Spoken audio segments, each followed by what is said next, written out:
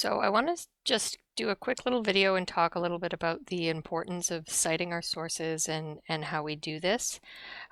Citing our sources is quite important in regards to academic honesty.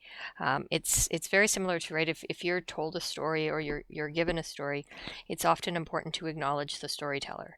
Um, in our writing conventions uh, in academic institutions, we want to acknowledge initial authors, and we also want to allow those who read our work to be able to find more information if needed.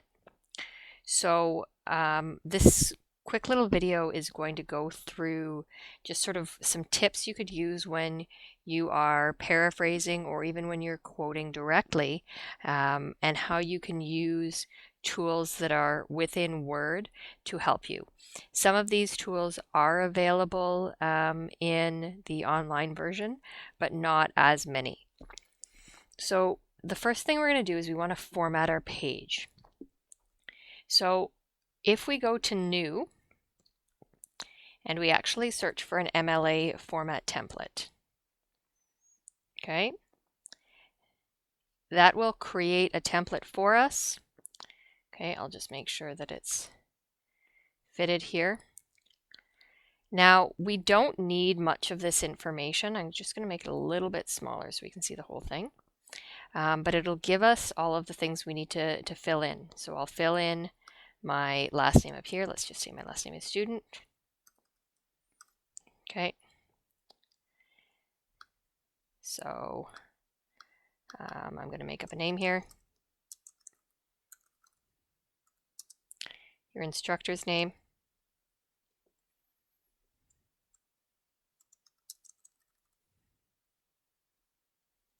Our course number is NBE3U101. And then the date. Usually you do the date something's due. So November 18th, 2020. Let's say I'm doing this as my journal 1.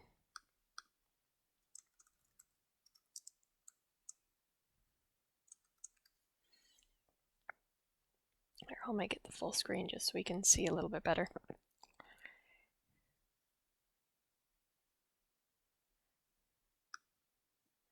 So you really don't need all of this stuff here, but what you'll notice already is this part is formatted so that the paragraph has that first line tabbed. And then at the end, the works cited does have that hanging indent. With that said, I'm just going to go right ahead and get rid of a lot of this just so it doesn't confuse me. So now when I come down here, it's automatically going to do that tab for me. So let's say I am writing about, let's say E. Pauline Johnson, just because that's who I was thinking about, because that's what we're going to talk about today. And I wanted to say that she was born on the Six Nations Reserve near Brantford in 1861. I'm going to paraphrase. I'm going to put it in my own words, and then I'm going to show you how to cite. So let's say I did some basic biography from this site over here. What I would still want to do is make sure that I cite where each piece of information came from. So in this case, I'm going to paraphrase. I'm going to put it in my own words. I'm going to say E. Pauline Johnson was born in 1861 on the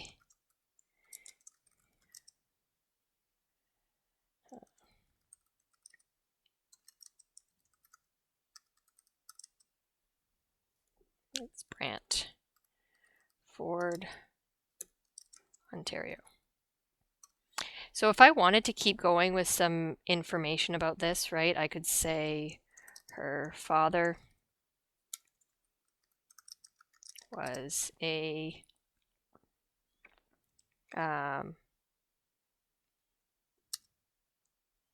Mohawk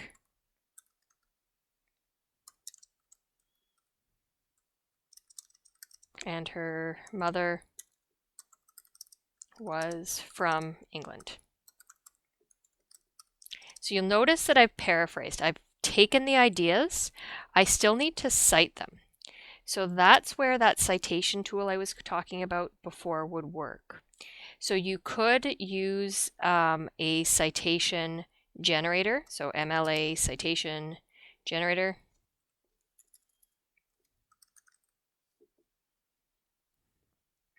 There are lots of them out there. Let's try this one.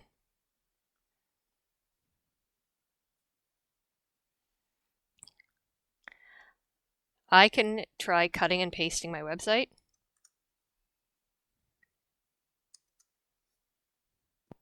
And it will search for me to see if they can find it. Okay, so then I can click Cite, and it will automatically, okay, it doesn't have a publisher, a sponsor, or date published. I could always look back at the document and go, okay, is that information here? So it was updated February 1st, 2015. So I could add that information. And then is there an author?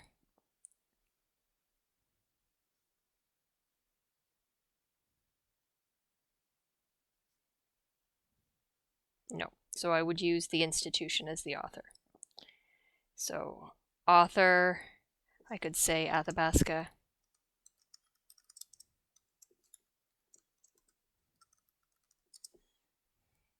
Okay. An online publication, website title, publisher, sponsor, URL. I could add that information of 2015 because I know from looking at it when it's published. Complete citation. Oh, it wants a last name. Let's see. So then it will automatically generate a citation I can copy. And what I could do then is I could make my own works cited here. I gotta change my, okay.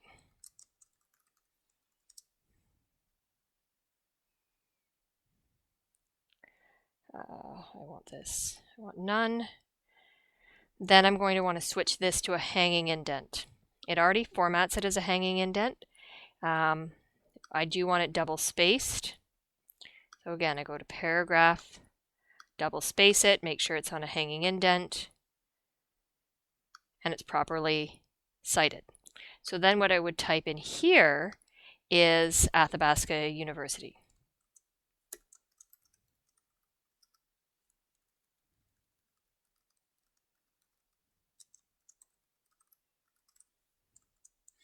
Because this here would tell my reader what exactly I'm looking for here. Now, the other thing I could do, and some people do find this helpful, is instead of doing it this way, you can add the information to your sort of to your computer. So if we go to references, we make sure that this is set to MLA. Now this one is 7th edition, so it's not quite as updated as 8th edition, but at this level I can live with that. And so the thing that's often added is just some minor things about data access and stuff like that. So we don't necessarily need that. So again, in this case, I'm going to go with my author as the corporate author, which is Athabasca University. Okay, the name of web page is E. Pauline Johnson.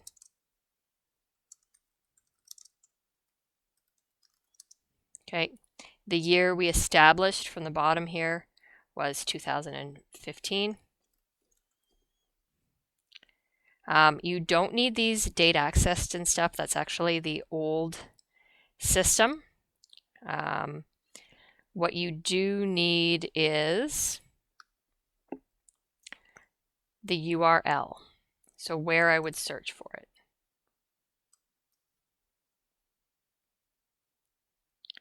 Okay, so again, let's make sure I have, oh, that should be 2015. I've got the author, I've got the title of the web page. I could add the title of the website, which is English Canadian Writers. At this point, I'm not particularly concerned with everything, so I can hit OK. It's going to generate that in-text citation for me. So now I'm just going to delete this one just for this purpose. When I click here and I go to Works Cited, it's going to auto-generate my works cited for me, and it's going to format it correctly. Now let's say I wanted to add more information about E. Pauline Johnson. And I wanted to talk about her upbringing, and I wanted to talk about how she sort of lived between an Anglican sort of English upbringing, but also had influences from her grandfather. So I wanted to talk about how she could speak an indigenous language, right? She could speak Kanyen'kehá:ka, or the Mohawk language. So again, I could quote it. I could say, I'm going to want to introduce my quotation. So I could say, Johnson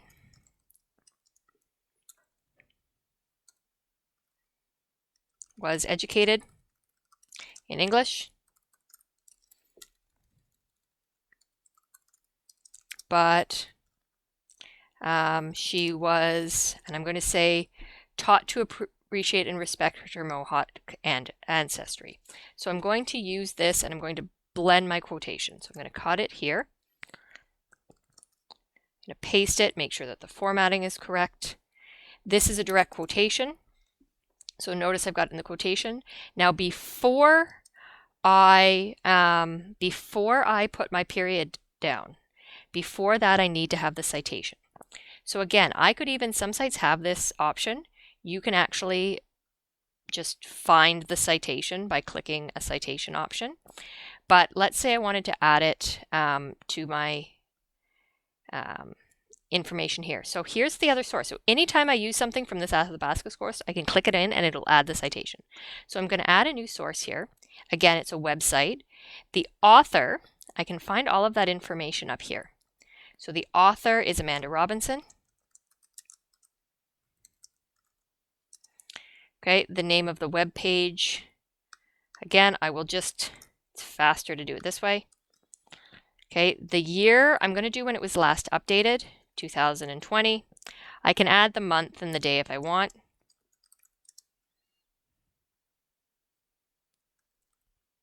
Okay, I want to make sure that I have all fields, so I can add that URL.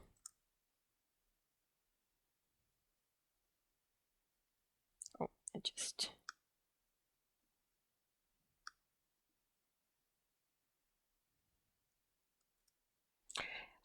The medium, I could say web, right, or online. This is something that is in the new version, but I'm not expecting you to always, right, if it's print or if it's web. If you've included the URL, then you don't necessarily need to say this. So again, it will automatically generate my citation for me. I put my period here. Now, when I update my citations, it will automatically generate the next citation for me. So this way you don't have to cut and paste all the time or, you know, do your parenthetical citations. Now let's say I went back to this Athabasca piece and I wanted to say that let's say she was a popular performer. The flow of this isn't great. I'd work on it more. I just want to focus on the citation right now. So she was a popular performer. Again, this may not be general information. So I've gone back to this Athabasca. I can click it, put my period there, and I've already auto-generated my citations. Again, you don't have to do it this way, but it is faster if you're using multiple sources. So if you're doing an ISU, as soon as you've added your citation once, you are actually able to access it by going to Manage Sources, you are actually able to go from a master list and add it to your current list, which we can talk about more. So just some ideas. Let me know if you have any questions, and hopefully this helps a little bit.